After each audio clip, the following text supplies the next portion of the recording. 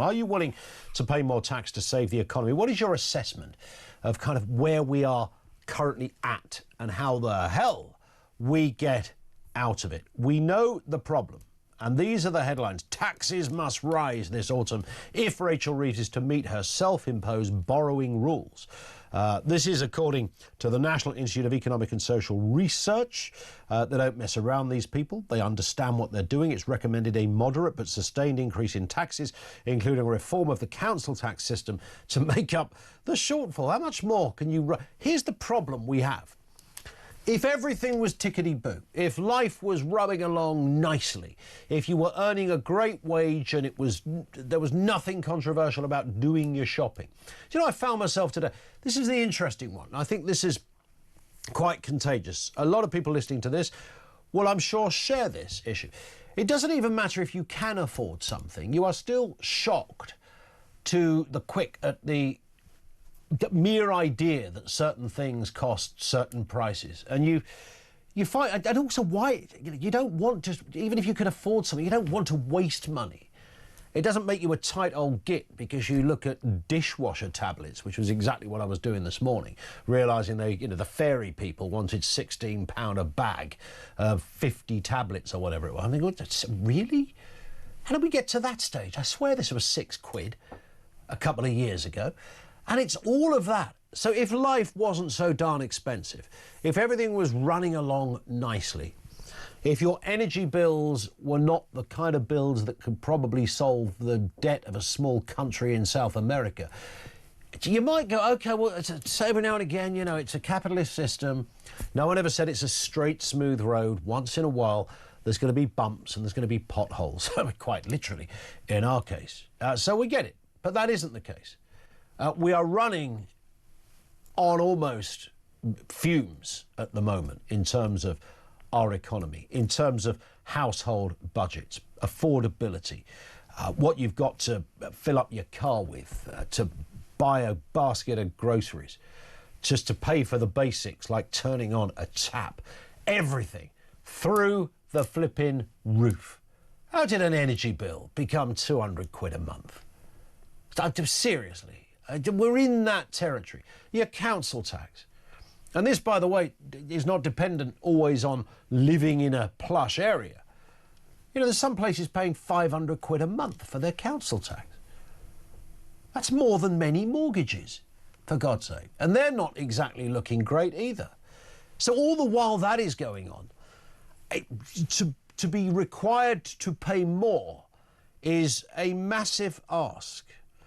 This think tank, which, by the way, is not political in that respect, says the government could raise revenue through changes to the scope of VAT, pensions allowances and prolonging the freeze in income tax thresholds, which is set to end anyway in 2028. So you just put more people into higher rates of tax.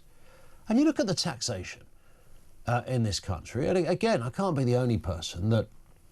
You know, obviously I work, as most of us do, in a freelance capacity, and you do your taxes, and it's great. You know, if you've had a good year, you think, OK, that's fair enough. I pay more taxes.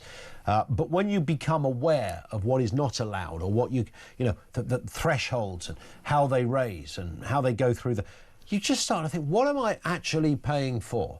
All of this is fine. Oh, by the way, I didn't even throw in things like hospital appointments and education. When Rachel Reeves became Chancellor, she set out 2 rules for government borrowing, which is the difference between public spending, of course, and income tax. The first rule was that day-to-day spending will be paid for with government revenue, which is, of course, your taxes. Borrowing can only be for investment. The second rule was that debt must be falling as a share of national income by the end of a 5-year period. And she repeatedly used that phrase.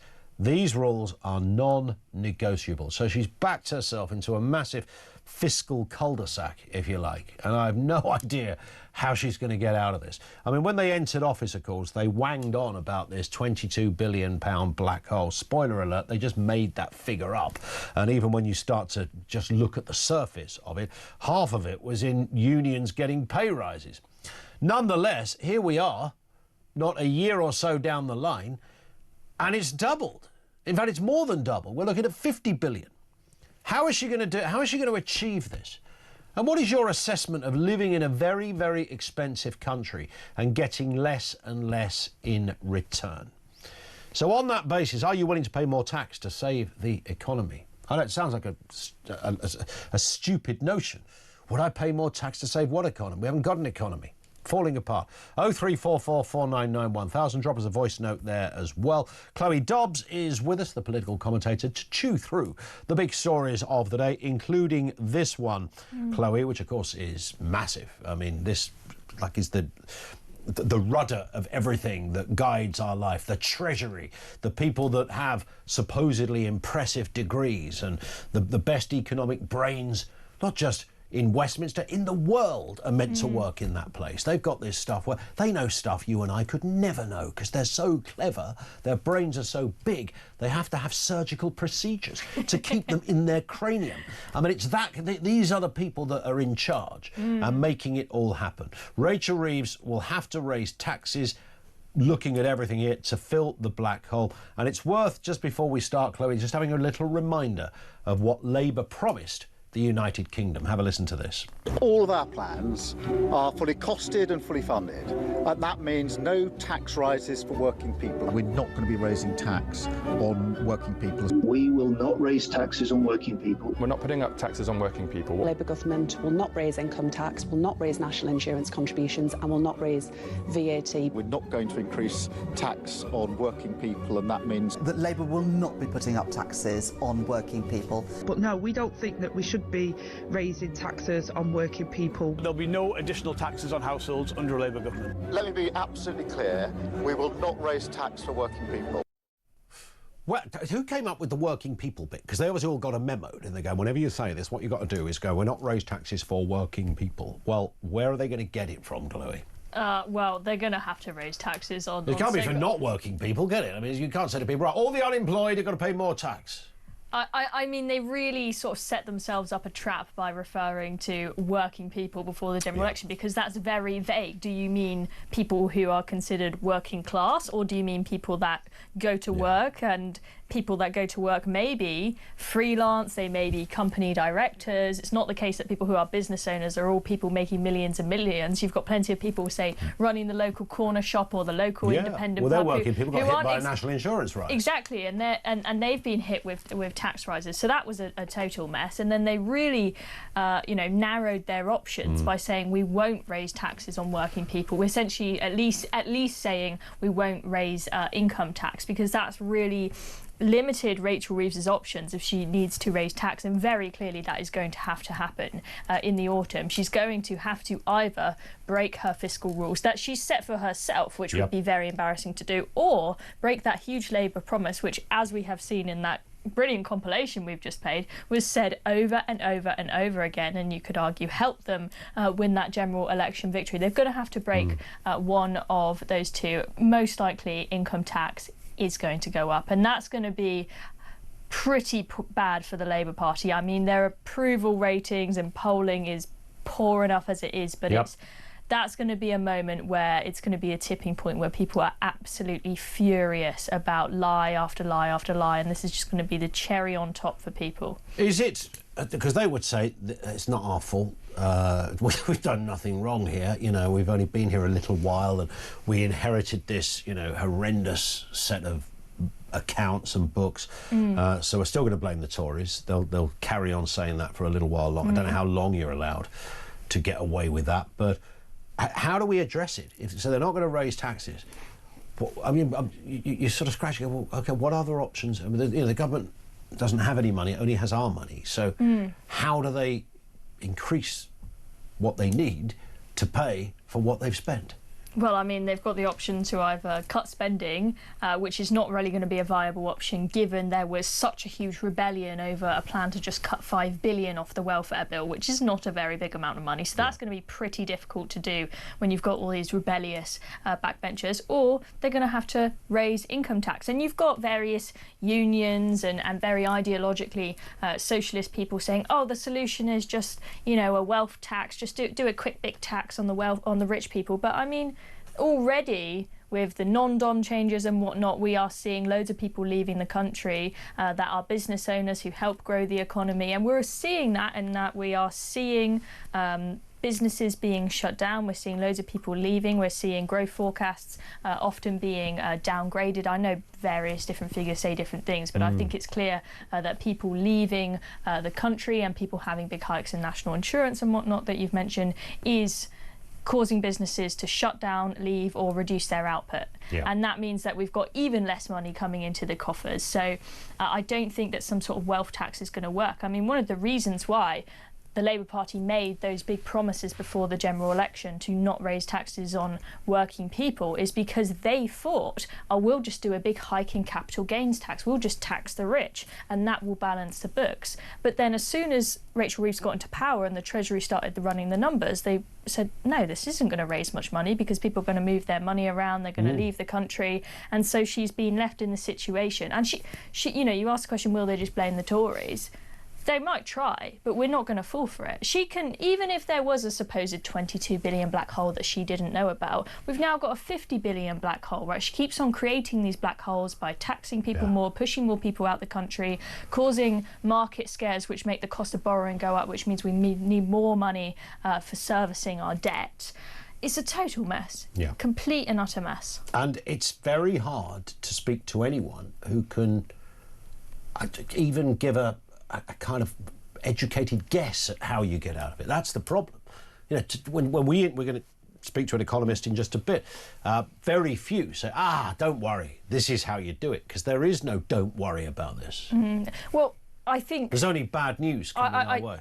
I think unless you're very optimistic, I think we have to accept that income tax is most definitely going to go up in the autumn budget. Now, that doesn't solve all our problems for the long term. It may do in the short term. It may mean that she, at least on some forecasts, balances the books. But we're in this never-ending spiral, Ian, where we put up taxes to try and balance the books. Then the growth forecasts get downgraded because those tax rises mean that more businesses shut down, there's less growth in the economy, and so on, which then means the forecasts then later say, oh, you haven't got as much money coming in as expected. So then we raise taxes again, and the cycle goes on and on and on, and the economy is never going to grow. The only way that we're really, in the long run, going to get good money coming into the coffers is to start being in a position where we can actually get economic growth beyond 2.5%, and that seems to be impossible for us these days. We're taking calls on that. Are you willing to pay more tax to save the economy? 0344 499 1000. Drop us a voice note on that if you want to bypass the queues. Let's move to this story. Chloe's still with us. Keir Starmer's migration deal lets migrants exploit human rights laws to block deportation, while Article 16 allows France to send migrants to the UK without sharing any information about them. That's where we're at. Sounds safe. Not. The Prime Minister put out a video yesterday on social media highlighting the deal. Let's have a listen to what Keir Starmer said. For the very first time, migrants arriving via small boat will be detained and returned to France in short order. In exchange for every return, a different individual will be allowed to come here via a safe route, controlled and legal, subject to strict security checks and only open to those who have not tried to enter the UK illegally. This will show others trying to make the same journey that it will be in vain, and that jobs they've been promised in the UK will no longer exist because of the nationwide crackdown we're delivering on illegal working, which is on a completely unprecedented scale.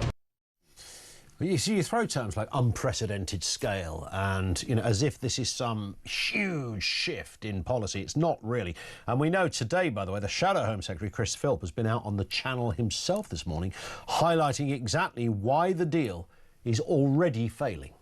So the government announced yesterday they had a new deal with France supposed to stop boats crossing the channel. So I thought I'd come out here and see what's going on. I'm on the English Channel, probably about 7 or 8 miles off Calais. And behind me you can see a French warship, and just next to it is a dinghy full of illegal immigrants. The French making absolutely no attempt whatsoever to stop it. They've been shadowing it for the last 3 hours. It's about 2 hours from British waters. They're going to be arriving in the UK later on today, so quite clearly the government's claims to be fixing this with their new deal are not working. The evidence is right behind me. So there it is, Chloe. This is day one, the first 24-hour period since this new deal came in. And there's the Shadow Home Secretary on the channel watching the French escort a boat out of French waters into British ones. Well, Keir Starmer... I mean, this is beyond satire, right? I know. I mean, it is crazy that we've got Keir Starmer putting out all these videos saying how tough he is on migration. He can put the dramatic music over it, but it's not going to convince me that he's actually getting the situation sorted out. He should have made a deal where he tells the French and also Border Force to stop giving them an escort across. I mean, it is laughable what is happening, right? They use safety as an excuse for this. Oh, we need to make sure that they don't die across the channel, so we need to escort them along the way. And what Border Force do is worse, right? Because French will go alongside the dinghy, but as soon as it gets to the centre line of the channel, Border Force, they don't just go alongside them to Dover. They pick them up right in the centre of the channel. The boat only needs to make it halfway, and then they have another boat that comes to collect the empty dinghy, which Border Force, they have to lease that for £6,000 a day, this boat to just come and pick up the dinghies. I mean, it's crazy. So great, if you own the boat that picks up the dinghy, you're doing all right. If anyone's thinking of getting into a new job... Should we go to Dragon's Den with this? Yeah. As the dinghy retrievers. I mean, it is crazy how much money... I'm Chloe, I'm Ian, and we'd like £100,000 in our dinghy retriever business, please. Great idea. But I mean, look, this deal is already running into problems, as you pointed out. I knew we were going to have all these human rights claims and whatnot. That is no surprise. Of course, migrants are going to be able to use ECHR rules and whatnot to try and challenge being deported. So the idea that people will be deported within a couple of weeks of arriving, they'll probably end up going to court over and over and over again, and then maybe a year later there's a small chance they'll be sent back to France. And I'm sorry, I don't trust the French. I mean, look what they have been doing. You know, they occasionally send us a video of them slashing a boat, but we know when they're not looking. They're taking bribes from the people smugglers. They're letting them all come across. We can't trust them. So why are we trusting them to send us, to pick who they're going to send our way? I mean, we're told it's going to be migrants who have family ties in the UK, but I'm sceptical that maybe they'll send us all the worst criminals. We will. We're going to watch with interest. I'm just waiting for Keir Starmer to come out and go, "We did it. We did it." After 3 people are sent to Les Murs or something in France, and that's as far as it gets. And a year down the line, nothing has changed. And we don't have any details as to where exactly in France they are going to be sent, and the migrants that come here who are supposedly detained. Yeah. Well, in fact, people wouldn't give any details. Where exactly are they going to go? I mean, we really don't know what's going on here, and I wouldn't be surprised if they haven't ironed out the details themselves, and Yvette Cooper's got no idea what the plan is with these migrants. As Minan would have said, it's like a mad woman's breakfast of a deal. We will watch with interest. Who knows what one of those looks like.